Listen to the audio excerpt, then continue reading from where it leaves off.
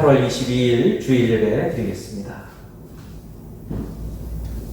아버지께 참되게 예배하는 자들은 영과 진리로 예배할 때가 오나니 곧 이때라. 아버지께서는 자기에게 이렇게 예배하는 자들을 찾으시느니라. 하나님은 영이시니 예배하는 자가 영과 진리로 예배할지니라. 아멘.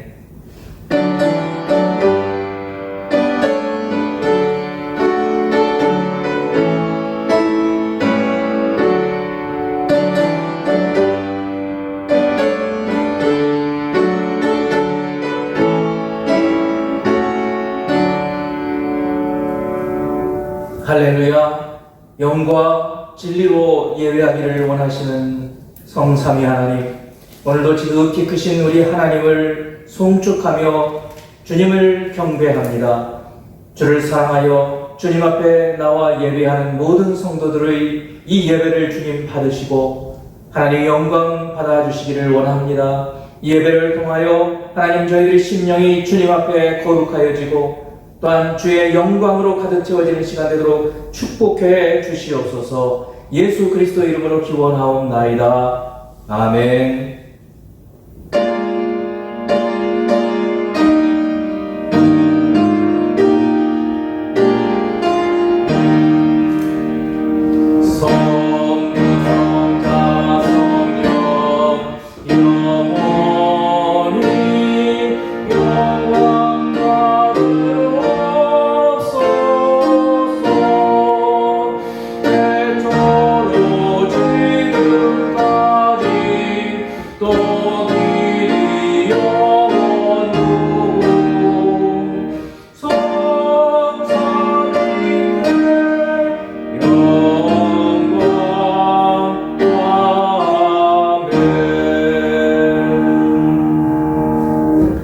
우리의 지난 삶을 돌아보며 참여하는 기도 시간 드립니다. 지극히 무지하여 하나님을 알지 못하고 하나님과 함께하지 못하며 하나님을 경배하지 못하고 사랑하지 못하고 살았던 날들을 참여하고 드립니다. 주 안에 있으면서도 주님을 더 알아가고 성령을 따라 살아가지 못하였음을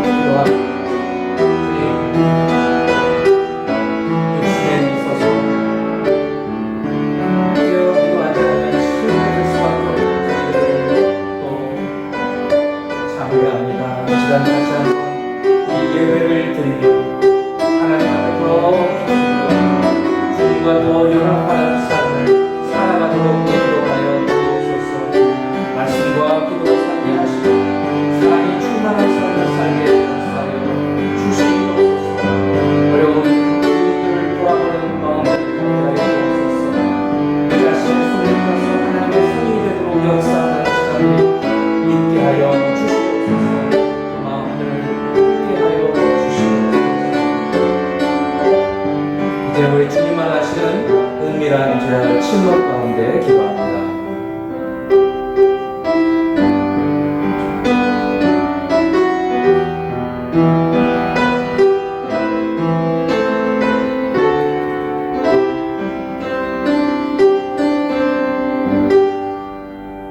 악인은 그의 길을, 불의한 자는 그의 생각을 버리고 여호와께로 돌아오라. 그리하면 그가 긍휼히 여기시리라. 우리 하나님께로 돌아오라. 그가 너그럽게 용서하시리라. 아멘. 나는 전능하신 아버지 하나님, 천지의 창조주를 믿습니다. 나는 그의 유일하신 아들 우리 주 예수 그리스도를 믿습니다. 그는 성령으로 잉태되어 동정녀 마리아에게서 나시고 본디오 빌라도에게 고난을 받아 십자가에 못 박혀 죽으시고 장사된 지 사흘 만에 죽은 자 가운데서 다시 살아나셨으며 하늘에 오르시어 전능하신 아버지 하나님 우편에 앉아 계시다가 거기로부터 살아있는 자와 죽은 자를 심판하러 오십니다. 나는 성령을 믿으며 거룩한 공교회와 성도의 교제와 죄를 용서받는 것과 몸의 부활과 영생을 믿습니다. 아멘. 우리 찬송가 218장 함께 부르시겠습니다. 218장.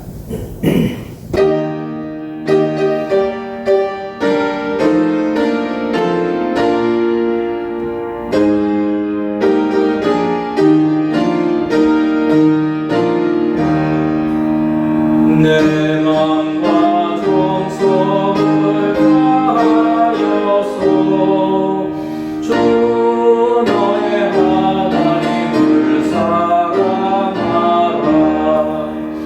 내 몸을 아끼고 사랑하듯 형제와 이웃을 사랑하라.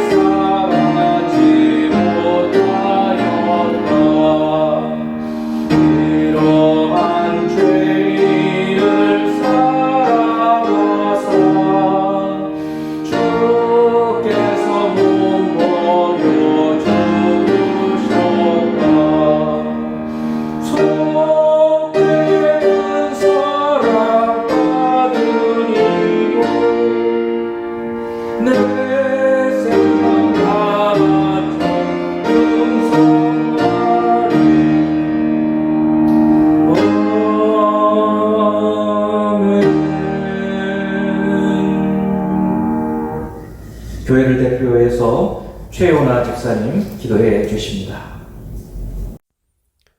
코로나 4단계가 지속되고 어려운 가운데서도 온라인으로나마 예배 자리에 나올 수 있게 하심에 감사드립니다.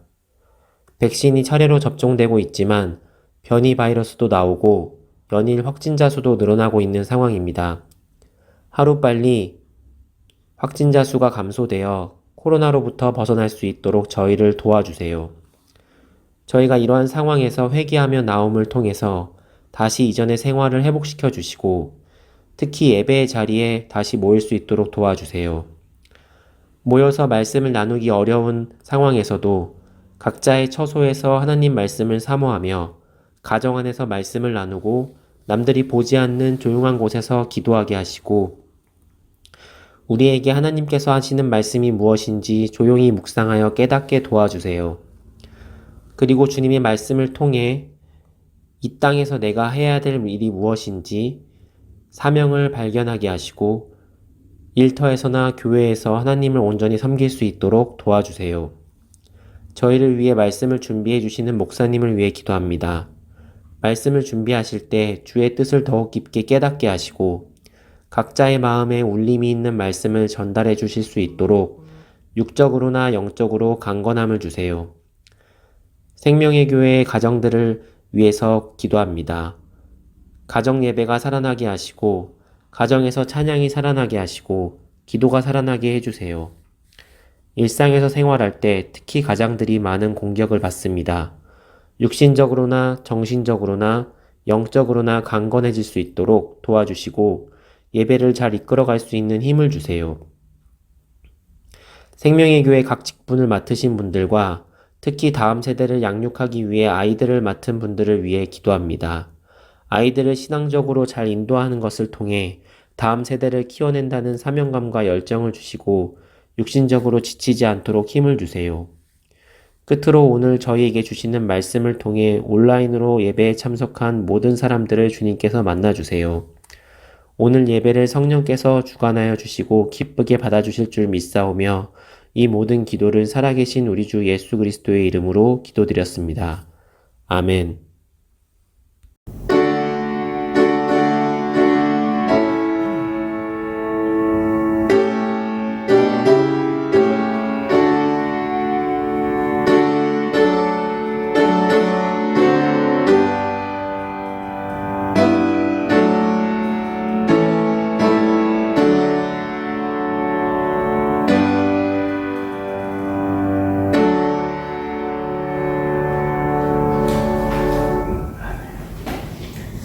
하나님께서 오늘 우리에게 주시는 말씀은 예레미야 7장 1절에서 7절까지 말씀입니다. 예레미야 7장 1절에서 7절까지 말씀입니다. 예레미야 7장 1절에서 7절까지 제가 봉독해 드리겠습니다.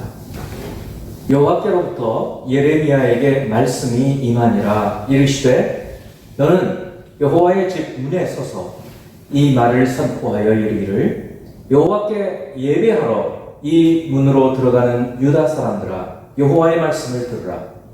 만군의 여호와 이스라엘의 하나님께서 이와 같이 말씀하시되 너희 길과 행위를 바르게 하라. 그리하면 내가 너희로 이곳에 살게 하리라. 너희는 이것이 여호와의 성전이라 여호와의 성전이라 여호와의 성전이라 하는 거짓말을 믿지 말라. 너희가 만일 길과 행위를 참으로 바르게 하여 이웃들 사이에 정의를 행하며 이방인과 고아와 과부를 압제하지 아니하며 무죄한 자의 피를 이곳에서 흘리지 아니하며 다른 신들 뒤를 따라 팔을 자초하지 아니하면 내가 너희를 이곳에 살게 하리니 곧 너희 조상에게 영원 무궁토록 준 땅이니라. 아멘. 하나님이 지으신 그 모든 것을 보시고 보시기에 심히 좋았더라. 주님의 창조의 마지막 날에 주께서 보시기에 심히 좋았다라고 하신 말씀이 있죠.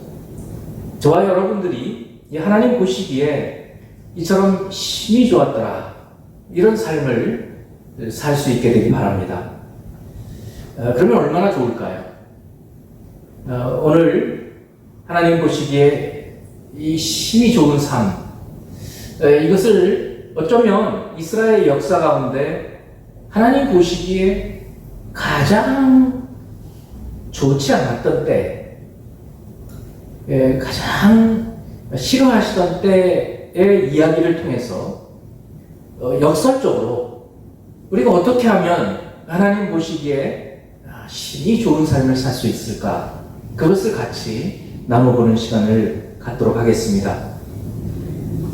오늘 우리가 같이 읽은 말씀을 통해서 하나님이 진정 기뻐하시는 이 삶, 그것이 무엇인지 알고 또 그렇게 살아서 하나님 마음을 흐뭇하게 해드리는 저와 여러분이 되기를 바랍니다. 먼저 예레미야의 시대와 우리의 시대를 먼저 한번 살펴보도록 하겠습니다. 예레미야를 우리가 지난주부터 읽기 시작을 했습니다. 예레미야는 예루살렘 북쪽 약 동북쪽 4.5km 정도 떨어져 있는, 가깝죠. 멀지 않습니다. 그곳에 있는 레위 지파의 정착촌인 정착지 중에 하나인 아나돗이라는 곳에 제사장 가문, 제사장이죠. 제사장이면서 동시에 하나님의 말씀을 선포하는 선지자로 부름을 받고 말씀을 선포했던 분입니다. 또 이 예레미야는 요시야 왕 13년 때부터 사역을 시작해서 여호야김이 통치를 하면서부터 본격적으로 말씀을 선포하고 유다의 마지막 왕이었던 시드기야 왕 11년 말 5월까지 예루살렘이 함락될 때까지 말씀을 선포합니다. 예레미야 1장 1절부터 3절 말씀을 보면 베냐민 땅 아나도스의 제사장들 중 힐기야의 아들 예레미야의 말이라. 아몬의 아들 유다 왕 요시야가 다스린 지 13년에, 이 요시야 왕은 주전 640년에 왕이 되거든요. 그러니까 13년이면 627년이라는 얘기입니다. 그러니까 예레미야는 주전 627년부터 사역을 시작합니다. 13년에 여호와의 말씀이 예레미야에게 임하였고, 요시야의 아들 유다의 왕 여호야김 시대부터 요시야의 아들 유다의 왕 시드기야의 11년 말, 이때가 주전 586년, 이제 유다가 망하는 때, 곧 5월에 예루살렘이 사로잡혀 가기까지 임하니라. 하나님 말씀이 그 시기에 임해서 말씀을 선포했다. 그런 말씀입니다. 요시야 왕은 여러분 잘 아시다시피 이스라엘 유다의 아주 믿음이 좋았던 왕들 몇 중에 하나입니다. 어린 나이에 왕이 되어서 일찍부터 신앙적으로 각성해서 먼저는 성전을 깨끗하게 하고, 또 그렇게 하는 도중에 율법책을 발견하고, 그 율법책이 무엇인지 이제 깨달아 알기 위해서 사람을 보내어서 선지자한테 가서 그 말씀을 깨달아 알고는 회개하고 유월절을 지키고 우상을 깨뜨리고 이 하나님 말씀대로 살려고 몸부림쳤던 그런 마지막 불꽃처럼 타올랐던 그런 왕입니다. 그러나 애석하게도 주전 609년에 굉장히 젊은 나이인데 이 요시야 왕이 이집트의 바로 느고가 아수르를 도와주려고 가는 도중에 맞서서 싸우다가 무깃도에서 전사를 하게 되고, 그리고 나서 그 후에 여호아스 다음, 그리고 여호야김이 왕이 되어서 통치하던 그 시대에 본격적으로 예레미야는 사역을 하기 시작을 합니다. 그런데 이 여호야김 왕 시대에는 그의 아버지 요시야 왕과 달리 신앙적으로 다시 부패하기 시작을 합니다. 그래서 우상을 숭배하고 하나님 말씀을 제대로 따르지 않고 아주 하나님 보시기에 패역한 그런 삶을 살기 시작합니다. 성전에서 하나님께 예배도 드리면서 동시에 우상도 섬기는 그런 아주 가증한 일들을 행하는 것입니다. 오늘 본문은 바로 이 여호야김 왕이 통치를 시작한 지 얼마 되지 않은 때 예레미야를 통해서 주신 말씀입니다. 그래서 오늘 본문 7장 1절을 보면 여호와께로부터 예레미야에게 말씀이 임하니라 이르시되 하면서 특히 이 예레미야서에는 여호와께로부터 예레미야에게 말씀이 임하니라 이 말씀, 이와 비슷한 말씀들이 나오면서 이 문단이 구분이 되어져요. 계속 그런 말씀들이 나오는데, 그렇게 해서 한편의 설교가 끝나고 또 한편의 설교가 시작되고 이런 구조로 되어 있는데, 이렇게 하나님의 말씀이 바로 이 시기에 임했다 그런 얘기입니다.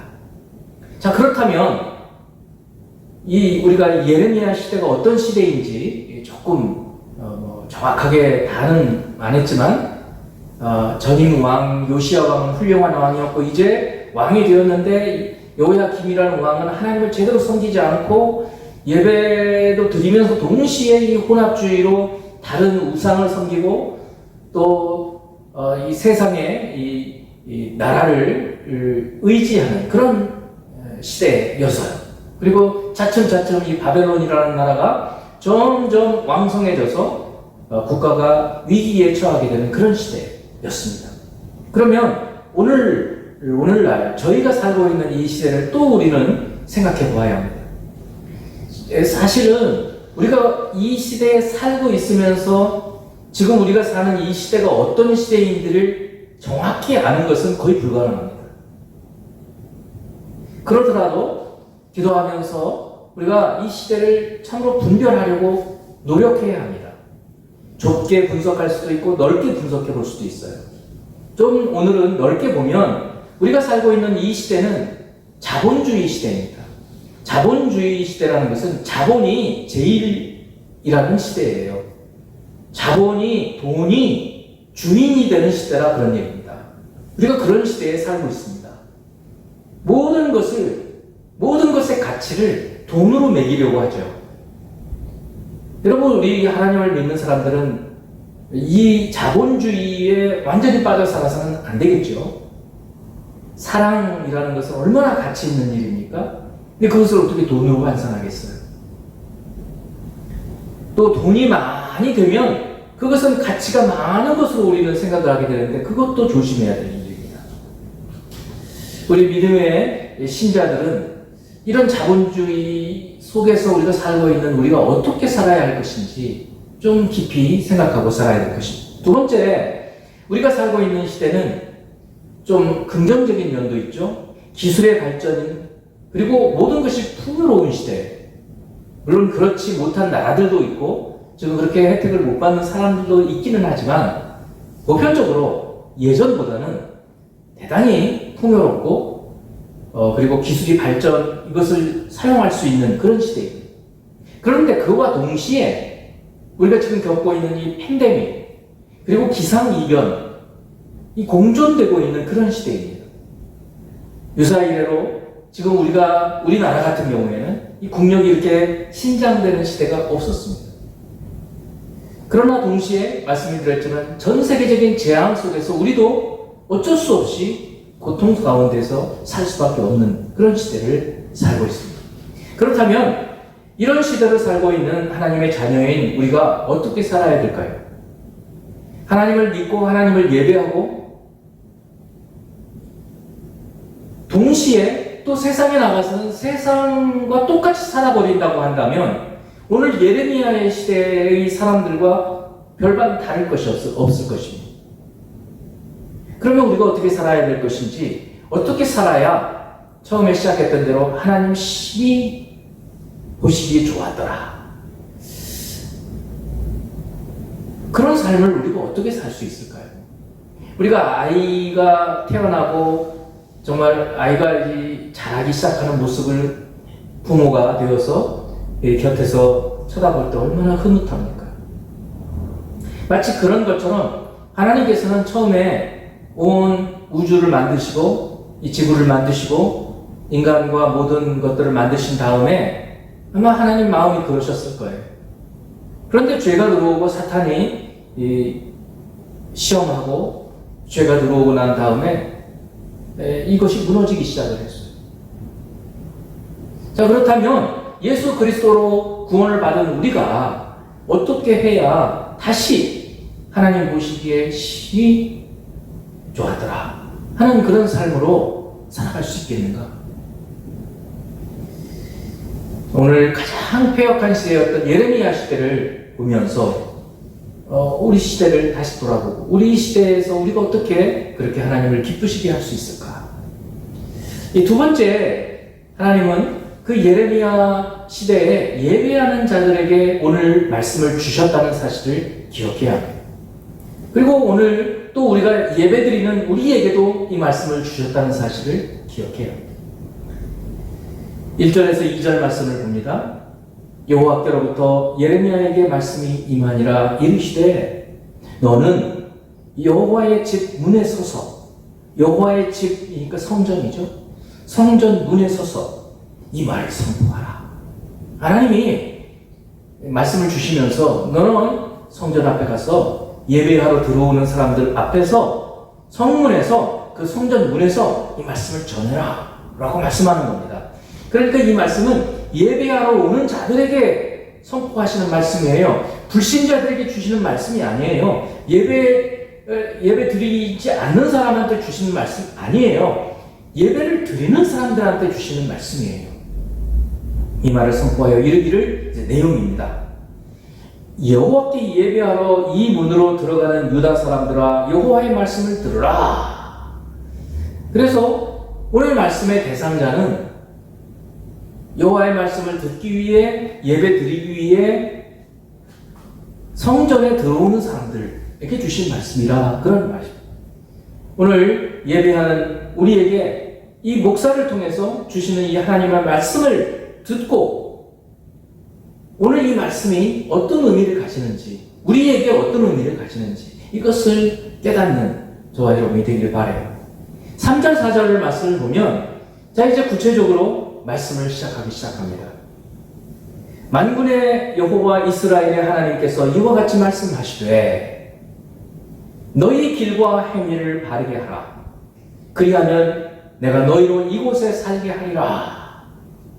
자 먼저 이 첫 말씀이에요. 너희 길과 행위를 바르게 하라. 그리하면 내가 너희로 이곳에 살게 하리라.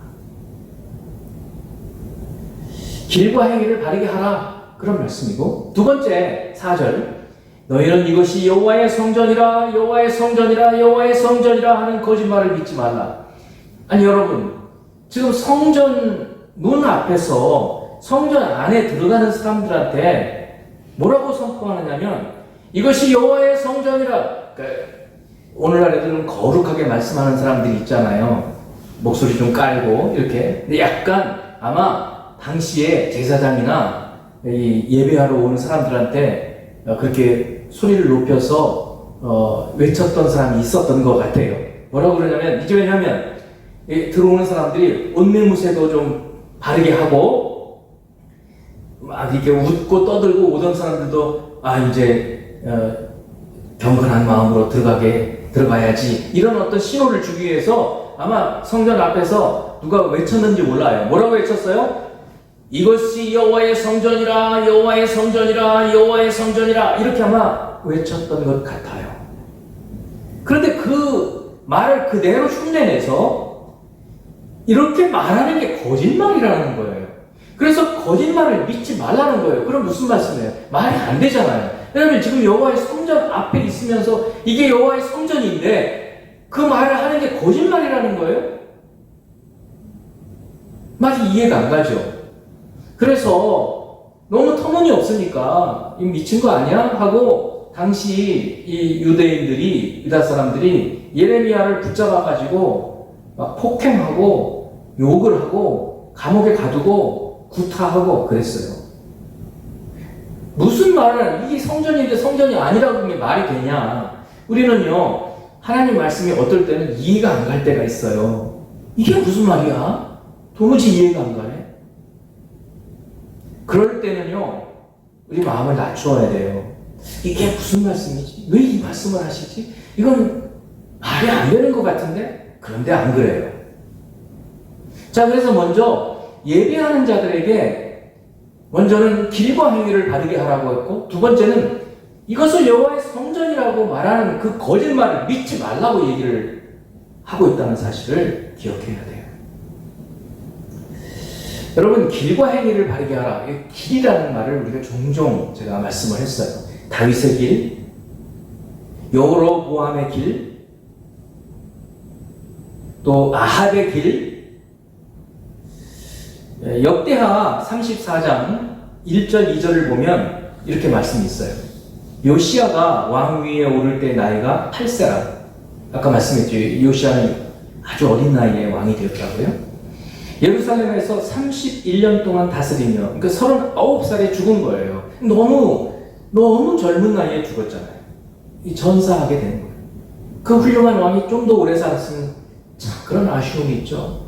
하여간 31년 동안 다스리며 여호와 보시기에 정직하게 행하여 그의 조상 다윗의 길로 걸으며 여기 다윗의 길이 있어요. 다윗의 길은 하나님의 길이었어요. 하나님을 섬기고 하나님 말씀을 따라 살아갔던 그 다윗의 길 좌우로 치우치지 아니하고 길이라는 것은 그래서 조금은 포괄적인 우리의 삶의 방식, 삶의 태도 이런 것을 길이라고 말을 해요. 그런가 하면 죄인들의 길이 있고 의인들의 길이 있어요. 그러니까 죄인들의 삶의 방식, 삶의 태도가 있고 의인들의 삶의 방식, 삶의 태도가 있다는 거예요. 시편 1편 1절 6절을 보면 거기 있는 사람은 악인들의 꾀를 따르지 아니하며 죄인들의 길에 서지 아니하며 죄인들의 삶의 방식대로 살지 않는다고요. 6절을 보면 무릇 의인들의 길, 여기 의인들의 길이 있죠. 의인들의 삶의 방식은 여호와께서 인정하시나 악인들의 길은 망하리로다. 여러분은 죄인들의 삶의 방식을 따르고 있습니까? 아니면 의인들의 삶의 태도를 따르고 그 삶의 태도로 살아가고 있습니까? 이처럼 하나님은 유다 백성들에게 먼저 길을 바르게 하라, 바른 삶의 방식과 태도를 가지라, 이렇게 말씀하고 있어요. 그리고 두 번째는 거짓말을 믿지 말라라고 말씀했다고 그랬어요. 근데 그 거짓말이라는 건 우리가 생각할 때는 거짓말이 아니었어요. 이것이 여호와의 성전이죠. 성전인데 왜 성전이라고 말하는 사람이 거짓말을 하고 있다라고 말할까요? 3절 4절 다시 한번 봅니다. 만군의 여호와 이스라엘의 하나님 여호와께서 이와 같이 말씀하시되 너희 길과 행위를 바르게 하라.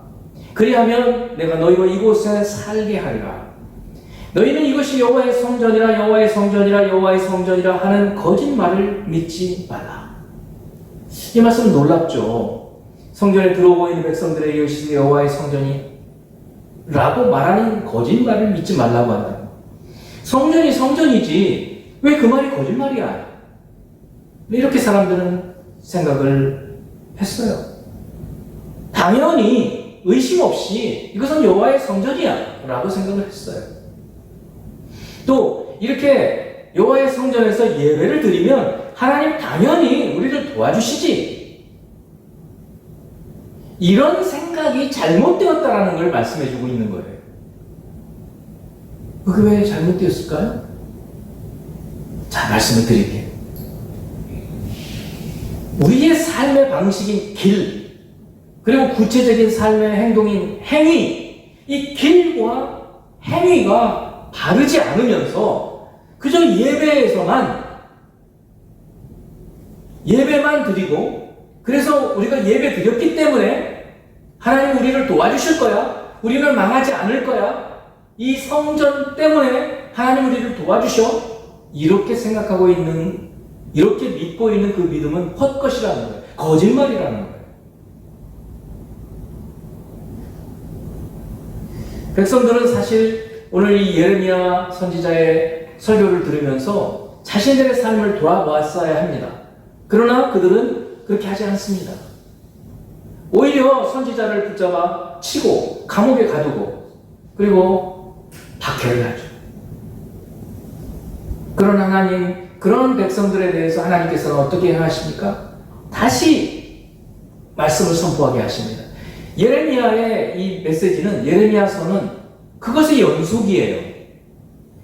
거듭거듭 하나님께로 돌아오라고 선포하는 선지자의 메시지에 거듭거듭 반대하는 백성들, 그 말씀들이 계속 연속되다가 결국은 하나님이 이 유다 백성들을 바벨론의 포로가 되게 하시고, 그러나 70년이 지나면 다시 돌아오게 하신다.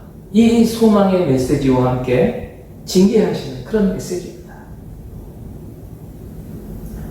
이제 우리의 모습을 돌아보십시다. 우리는 거룩하고 경건하게 예배를 드려야 합니다. 그러나 그 예배 드림이 끝이 아닙니다. 우리의 길과 행위, 우리의 삶의 태도, 삶의 방식, 이것에서 하나님의 뜻이 나타나야 해요. 예배당에서 예배 드리고 우리의 삶 속에서 예배의 정신이 나타나야 돼요. 그러나 길과 행위를 바르게 하지 않고 예배만 드린다고 해서 내가 예수 믿으니까 구원 받을 거야, 그건 잘못되었다는 거예요. 그거 거짓말이라는 거예요. 그것이. 우리가 어떻게 살아도 아무리 죄를 많이 지어도 나는 예수 믿으니까 구원받아, 그 거짓말이라는 거예요. 그런 게 없어요.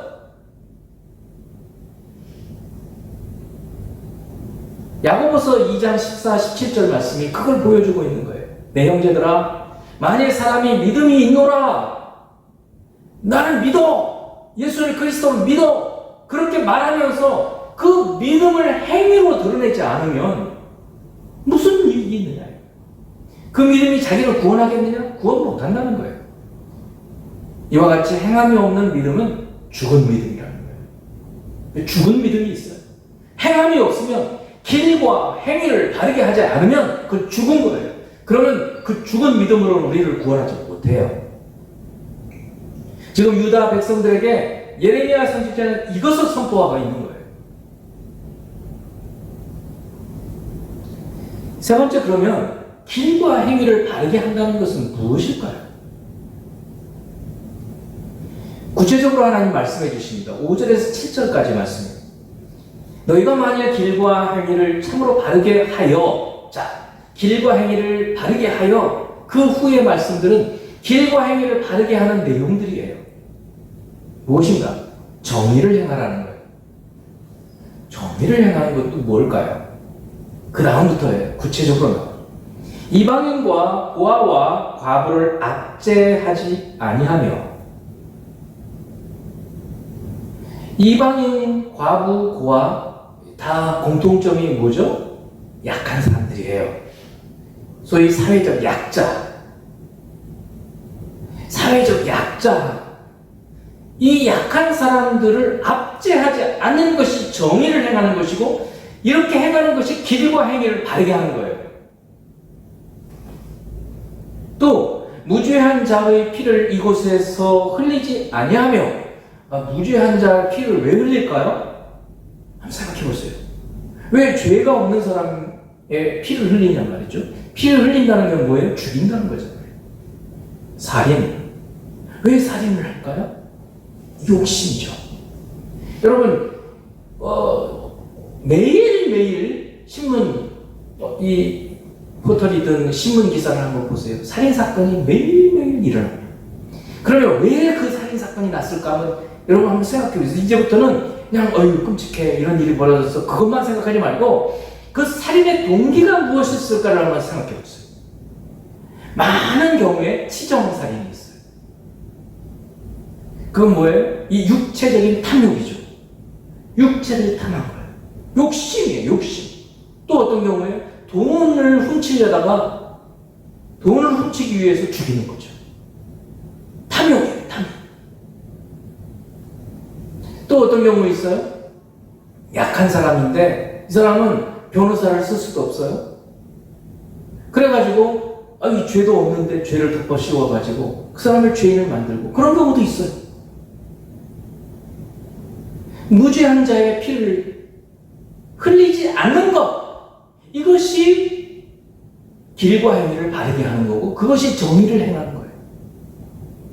그런데 지금 유다 사회는 그러지 않고 있다는 거예요. 지금 이 말씀이 그거예요. 너희가 이곳에 와서 예배드리고 이것이 여호와의 성전이라, 성전이라, 성전이라 와서 예배를 드리는 건 좋은데, 그 전에 너희들의 삶을 봐라. 길과 행위를 한번 봐라. 거기에 정의가 있니? 그걸 보여줘요. 또 다른 신들 뒤를 따라 화를 자초하지 아니하면, 이거는 뭐예요? 이 우상을 숭배하는 거 아니겠어요? 우상 숭배. 여러분, 이 말씀을 잘 보면 십계명에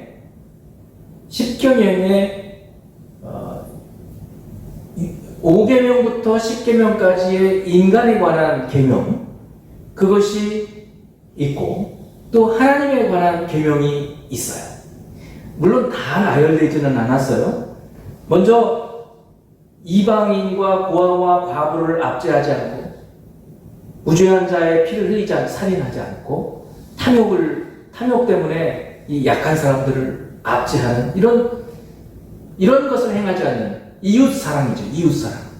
또 다른 신을 따르지 않는 것, 우상 숭배하지 않는 것. 1에서 4계명, 하나님 계명이죠. 하나님 사랑. 이 두 계명이 이 속에 녹아 있는 거예요. 그렇게 할 때 하나님께서 이제 7절에서 약속해 주시는 것이 있어요. 7절 말씀을 봅니다. 내가 너희를 이곳에 살게 하리니 곧 너희 조상에게 영원 무궁토록 준 땅이니라.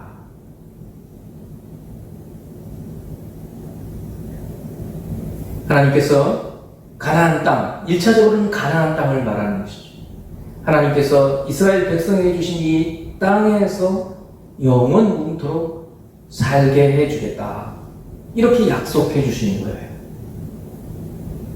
사실 지금 이스라엘 이 유다는 아주 타락했어요. 왕부터 시작해서 이제 나라가 얼마 지나지 않으면 불과 한 20년 내로 나라가 망하게 돼 있어요. 그런에도 불구하고 다시 기회를 주시는 거예요. 이 선지자의 말씀 선포를 통해서 다시 돌이키는 기회를, 돌이킬 수 있도록 기회를 주시는 거예요. 그리고 그렇게 하면 이 땅을 빼앗기지 않는다. 이 땅에서 살게 된다. 이렇게 약속을 주십니다. 자, 우리가 이제 예수 그리스도 안에서 예수님께서 우리에게 주신 가장 큰 계명이 있죠. 하나님을 사랑하고 이웃을 사랑하는 것입니다. 그 하나님을 사랑하고 이웃을 사랑하는 것이 오늘 이 본문에 있는 말씀과 같은 거예요. 로마서 13장 8에서 10절 말씀을 보면 피차 사랑의 빛 외에는 아무에게든지 아무 빛도 지지 말라. 남을 사랑하는 자는 율법을 다 이루었느니라. 율법을 사랑하면, 다른 사람을 사랑하면 율법을 다 이룬 거라고 말하는 거예요. 우리는 율법 지키기가 어렵다라고 생각하죠. 그러나 그렇지가 않다는 말이죠. 우리에게 사랑하는 마음을 갖는 거예요. 지금 유다 백성들이 무엇이 없어요? 사랑하는 마음이 없어요. 동족에 대한 사랑하는 마음도 없어요. 그래서 특별히 시드기야 왕 그 시대에는 동족을 노예로 삼았어요. 그래서 바벨론이 쳐들어온다고 예레미야 선지자의 메시지를 통해서 어떻게 하냐면 동족을 노예에서 해방시켜줬어요. 그런데 바벨론이 공격을 풀고 물러가니까 다시 노예로 끌어들이는 거예요. 야, 어떻게 이럴 수가 있어요? 그러니까 하나님께서 진노하시는 거예요. 여러분, 우리가 예배를 이렇게 거룩하게 드리는 것은 좋습니다. 그러나 여러분, 가족들 간의 사랑이 있는지 확인해 보세요. 바로 옆에 있는 친척, 친구들에 대한 사랑이 있는지 생각해 보세요. 우리 교우들에 대한 사랑이 있어서 우리 교우들의 형편이, 어떤 분의 형편이 안 좋다 그러면 간절히 기도하는 마음 여러분 가운데 있는지 생각해 보세요. 지난주에 온 세계에 난리가 난 이 아프간이 탈레반에 의해서 다시 점령된 그 200만이나 되는 사람들이 지금 난민으로 떠돈다 그러고 막 즉결 처형을 당하고 있는 이런 분들을 생각하면서 우리가 조금이라도 긍휼한 마음, 사랑하는 마음으로 그들을 위해서 기도하고 있는지 좀 생각해 보시죠. 우리가 처음부터 저 멀리 있는 사람들을 사랑할 수는 없어요. 우리 가까이 있는 사람들도 또 동시에 그분들을 향한 긍휼한 마음을 품자. 이것이 이웃에 대한 사랑이에요. 이것이 길과 행위를 바르게 하는 것이에요. 정의를 행하는 것이에요. 그리고 이방인과 고아와 과부를 압제하지 않는 것이에요. 우리나라에 들어와 있는 외국인 노동자들에게 조금 더 인간 대접을 해주는 거예요. 인권 존중해 주는 거예요. 이것이 사랑이고 이것이 정의예요. 사랑과 정의는 같아요. 그래서 그렇게 하지 않으면 여기서 예배 드려봤자 그 거짓말이라는 거예요.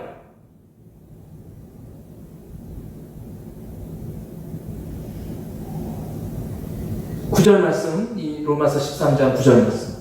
간음하지 말라, 살인하지 말라, 도둑질하지 말라, 탐내지 말라 하는 것과 그 외에 다른 계명이 있을지라도 네 이웃을 내 자신과 같이 사랑하라 하신 그 말씀 가운데 다 들어가는 거예요. 얼마나 단순합니까? 얼마나 심플해요. 사랑 속에 다 들어있는 거예요. 그러니까 사랑은 허다한 죄를 덮고요. 오늘 10절 말씀처럼 사랑은 율법의 완성이에요. 그래서 우리 가족, 이웃, 교우를 사랑하지 않으면서 와서 예배 드리는 것은 거짓말이라는 거예요. 예물을 드리려다가 다른 형제에게 비난받을 일이 있으면 가서 화해하고 와서 예물을 드리라는 거예요. 우리 주님 말씀입니다. 자, 이제 그러면 우리가 어떻게 살아가야 할까요? 자, 오늘 말씀을 처음부터 다시 한번 천천히 읽으면서 처음에 이 말씀을 우리 같이 읽었을 때 생각했던 것과 오늘 말씀을 들은 후에 이게 이 말씀이었고 나한테는 이게 부족하구나 이런 것들을 좀 생각하면서 기도하는 시간을 좀 갖기를 바랍니다. 이번에는 같이 읽어보도록 하겠습니다. 예레미야 7장 1절에서 7절입니다. 시작. 여호와께로부터 예레미야에게 말씀이 임하니라 이르시되 너는 여호와의 집 문에 서서 이 말을 선포하여 이르기를 여호와께 예배하러 이 문으로 들어가는 유다 사람들아 여호와의 말씀을 들으라. 만군의 여호와 이스라엘의 하나님께서 이와 같이 말씀하시되 너희 길과 행위를 바르게 하라. 그리하면 내가 너희로 이곳에 살게 하리라.